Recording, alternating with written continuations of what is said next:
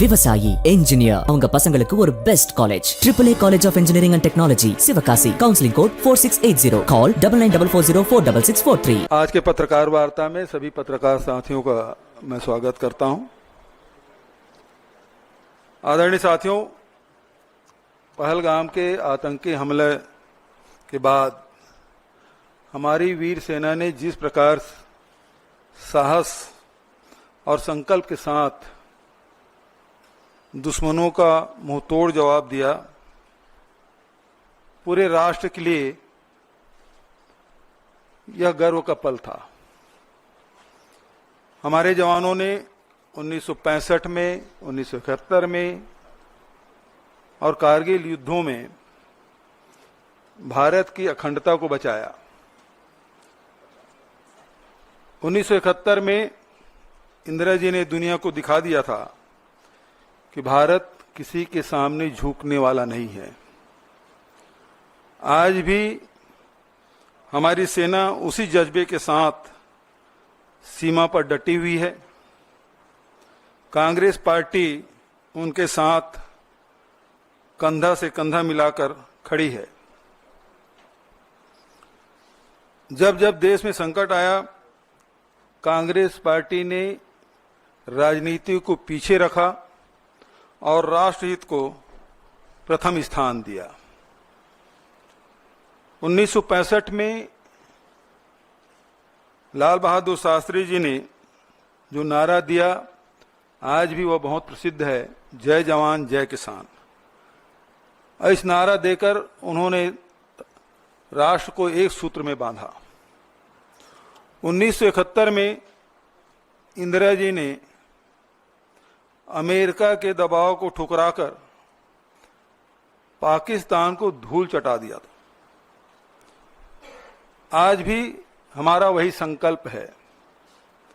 आतंकवाद के खिलाफ संघर्ष में राजनीति नहीं, राष्ट्रवाद चाहिए। हमने इंदिरा जी से सीखा है, दुश्मन से बातचीत की मेज पर जब बैठें तो कमजोरी नहीं ताकत दिखाएं। 1971 में 93,000 पाक सैनिकों को घुटने टिकाए, लेकिन कभी भी दुनिया के सामने झुके नहीं।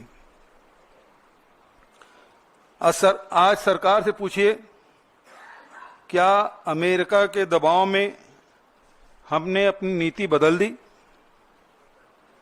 इस संकट की घड़ी में कांग्रेस ने सभी राजनीतिक कार्यक्रम रद्द किए। संविधान बचाओ रैली जैसे महत्वपूर्ण आयोजन को स्थगित किया गया ताकि देश में एकजुटता का संदेश जाए। हमने जय हिंद यात्रा निकाली, जिससे सेना का मनोबल बढ़े और जनता के बीच जनता आतंकवाद के खिलाफ एकजुट हो। हमने सरकार से कहा,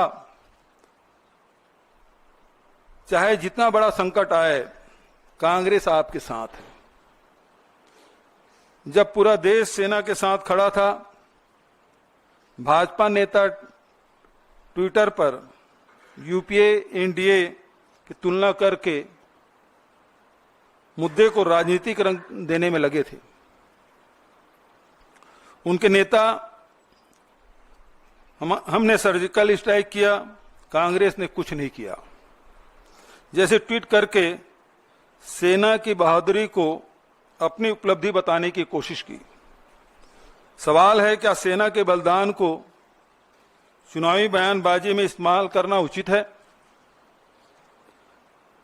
एक भाजपा नेता ने ट्वीट किया, कांग्रेस के समय में आतंकवादियों को माफी मिलती थी, मोदी जी ने सीमा पर सबक सिखाया। यह झूठ है। हमने हमेशा आतंकवाद को कड़ाई से निपटाया, चाहे 71 की बात हो, चाहे 84 की बात हो, या अनेक उदाहरण दिए जा सकते हैं। हमने स्पष्ट संदेश दिया कि भारत की एकता से खिलवाड़ बर्दाश्त नहीं। कांग्रेस ने पूरे देश में जय हिंद यात्रा निकाली, जो सशस्त्र बलों के पराक्रम को सलाम और आतंकवाद पीड़ितों को श्रद्धांजलि देने की मुहिम। यह यात्रा सेना की वीरता को याद करते हुए समाज में मेलजोल और राष्ट्रीय एकता बढ़ाने का माध्यम भी बनी। दूसरी तरफ भाजपा एक राष्ट्र संकट वाली स्थिति में भी राजनीति करती रही। उसके बाद भी कांग्रेस पार्टी सरकार के साथ खड़ी रही, क्योंकि हम देश के हित की बात करते हैं। अब हम पारदर्शिता की मांग करते हैं। अमेरिकी राष्ट्रपति ने अचानक युद्ध विराम की घोषणा की। क्या भारत सरकार की कूटनीतिक नाकामी नहीं है? जनता जानने के हकदार हैं। क्या हमने तीसरे पक्ष के हस्तक्षेप को स्वीकार कर लिया?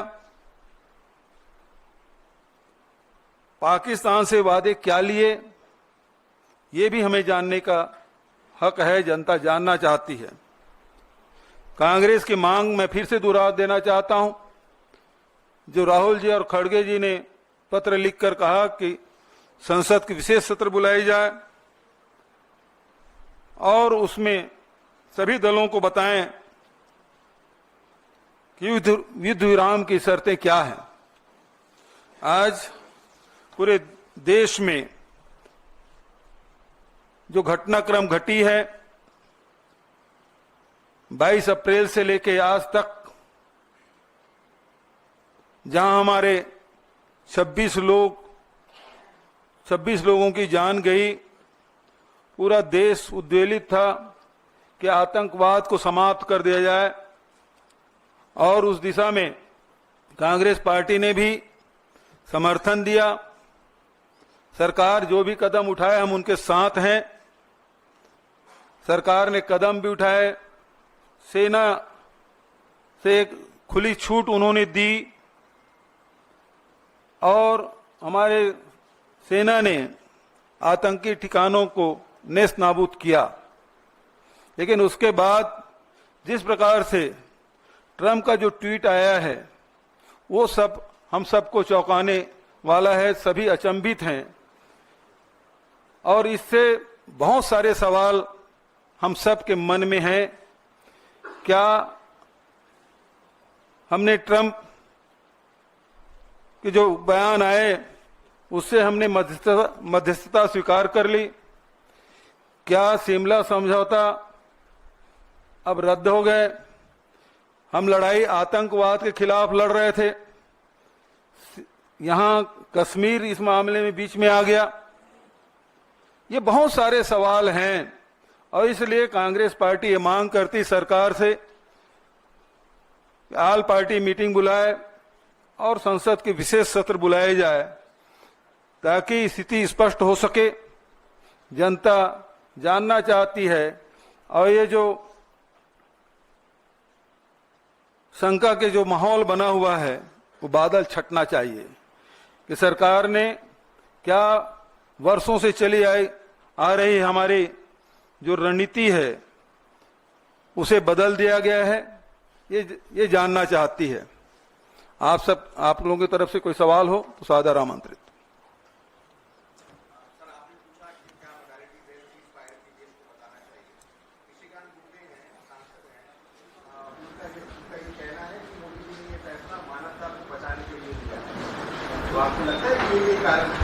देखिए, सवाल हम सरकार से पूछ रहे हैं, निशिकांत दुबे जी से नहीं। निशिकांत दुबे जी सांसद हैं, वरिष्ठ सांसद हैं।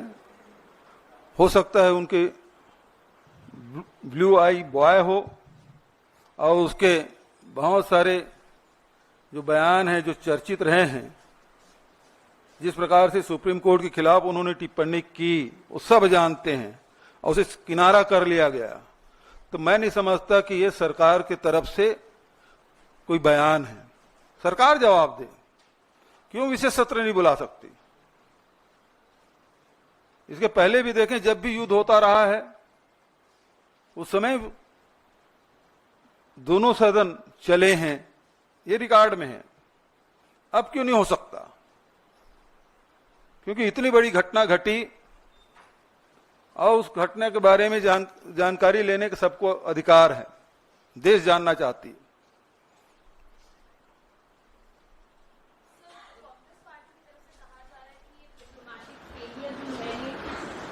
डिप्लोमेटिक फेलियर है सरकार का कि पहले आईएमएफ की जो मीटिंग हुई थी उसमें अपनी तरफ वोट्स नहीं ले पाए और शाम को यूएस प्रेसिडेंट ने आकर डिक्लेयर किया कि ये जो है सीज फायर हो गया है दोनों पार्टीज के बीच में।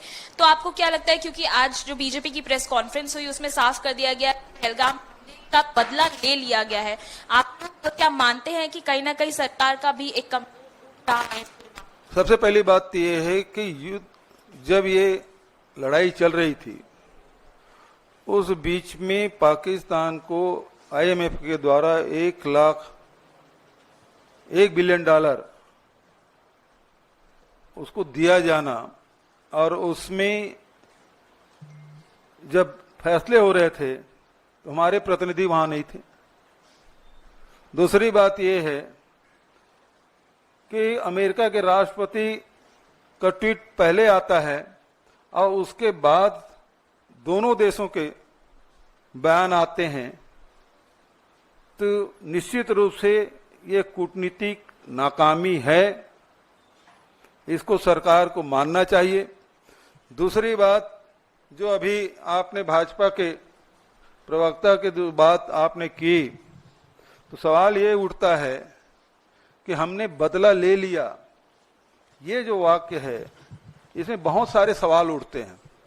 क्या वो 4 या 5 आतंकी आए थे जो 26 लोगों की जान लेके चले गए, वो पकड़े गए या मारे गए? इसका उत्तर आना बाकी है।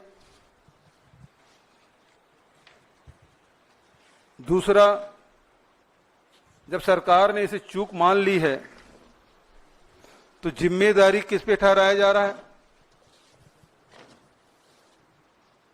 कौन उसकी जिम्मेदारी लिया, उसके लिए क्या उसकी सजा मुकर्रर की गई? क्या गृह मंत्री जी इस्तीफा दे रहे हैं?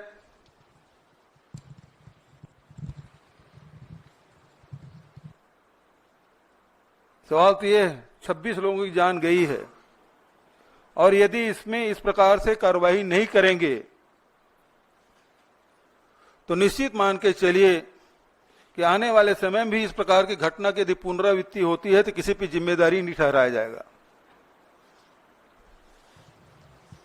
इसलिए बहुत जरूरी है कि सरकार बताए कि 4 आतंकवादी मारे गए या नहीं, पकड़े गए या नहीं, और ये जो चूक हुई है जब स्वीकार कर लिया है तो उसके लिए जिम्मेदार कौन है, उसे क्या सजा दी जा रही है?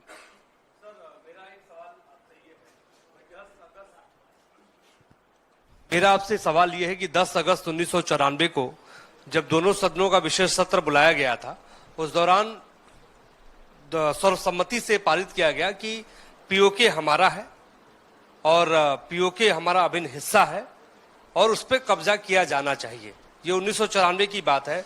2025 के दौर में आप लोग क्या सोचते हैं? आज भी पीओके हमारा है, उस पर कब्जा किया जाना चाहिए, क्या कब्जा किया जा सकता था?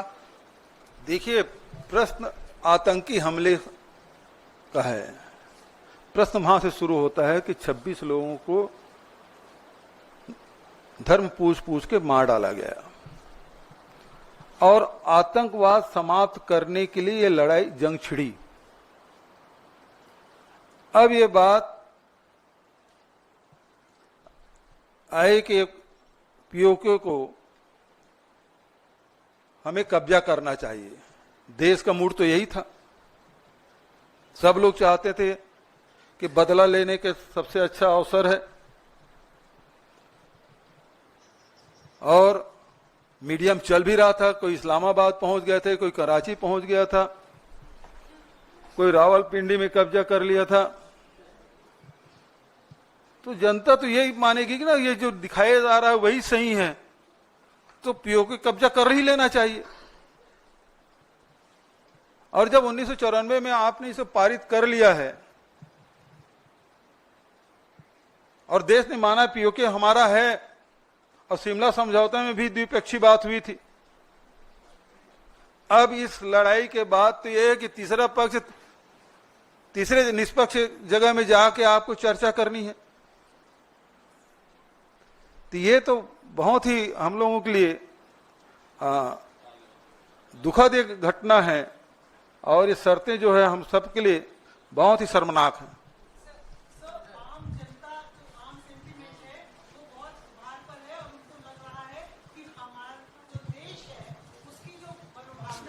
साथ खिलवाड़ हुआ है।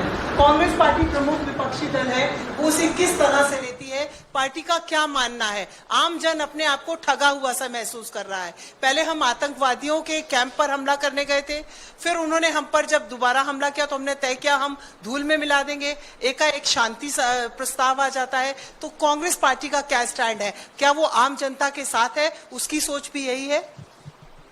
देखिए, कांग्रेस पार्टी हमेशा जनता के भावनाओं के साथ रही है। दूसरी बात, हमारे राष्ट्रीय अध्यक्ष खड़गे जी और एलपी राहुल जी दोनों ने आल पार्टी मीटिंग बुलाने के लिए कहा। आल पार्टी मीटिंग हुई, प्रधानमंत्री नहीं आए, दोनों बार दोनों हमारे नेता गए, और उन्होंने स्पष्ट आश्वासन दिया कि इस संकट की घड़ी में कांग्रेस पार्टी सरकार के साथ है, सेना के साथ है, जो भी कदम उठाए सरकार और सेना, हम उनके साथ हैं। अब सवाल ये उठता है कि प्रधानमंत्री जी ने कहा कि सेना को खुली छूट दे दी गई, तो वापस कब ले लिए गए आदेश?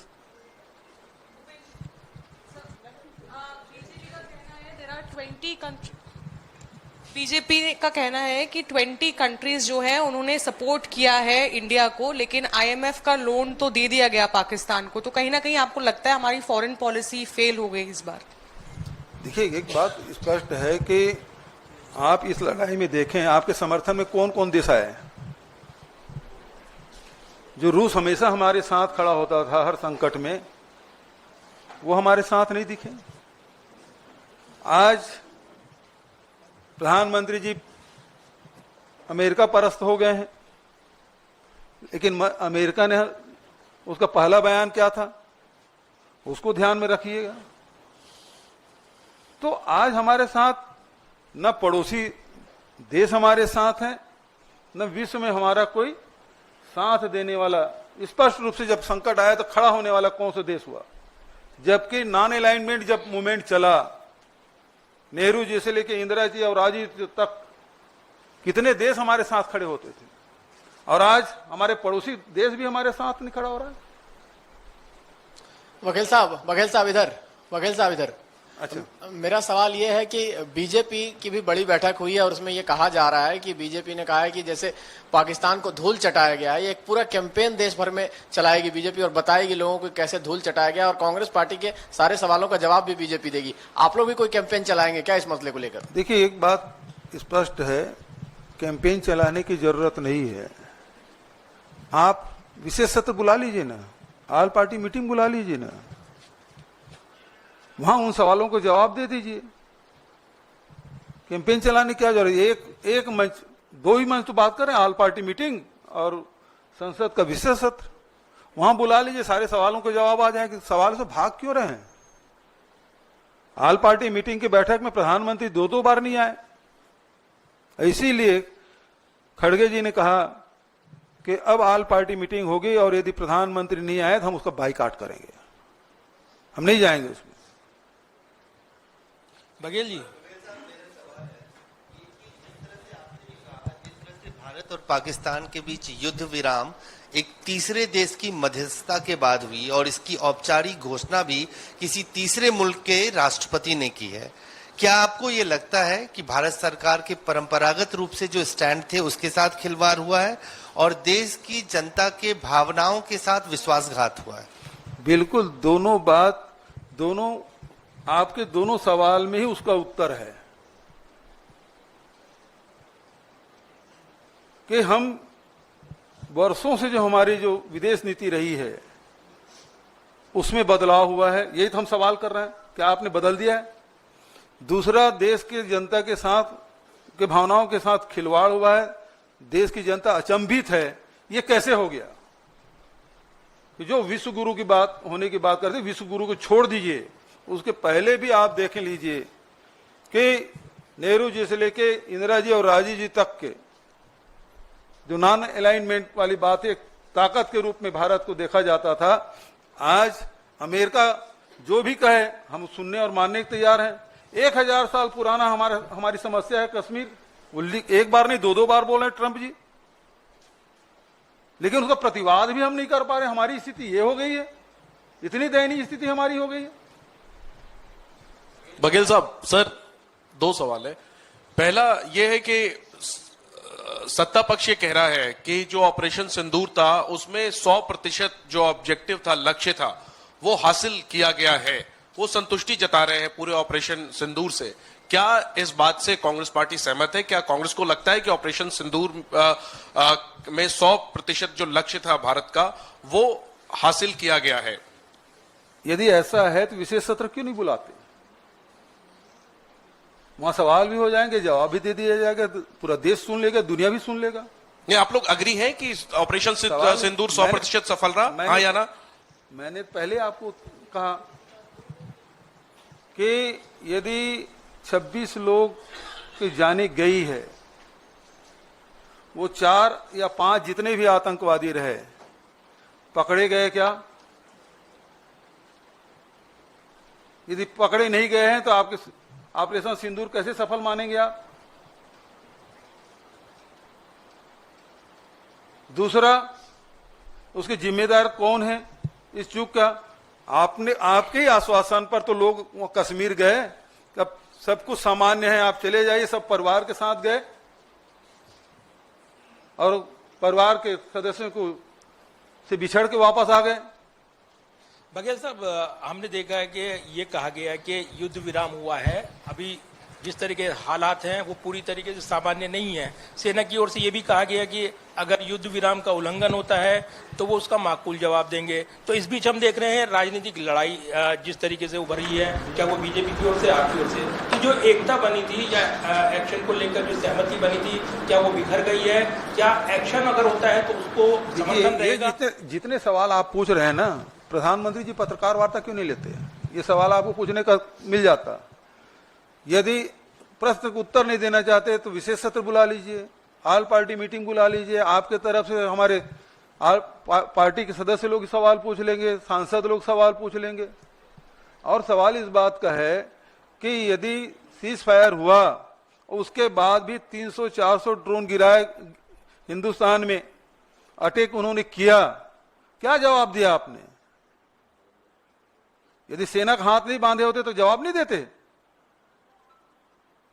एक तरफ सेना खुली छूट की बात करते हैं, दूसरी तरफ ड्रोन को हम केवल रोक ही रहे हैं, अटैक नहीं किए।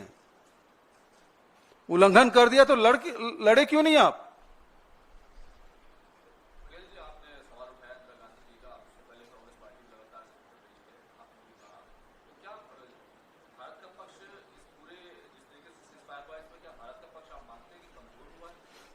देश अपने आप को ठगा हुआ महसूस कर रहे हैं, अपमानित महसूस कर रहे हैं, शर्मिंदित हैं।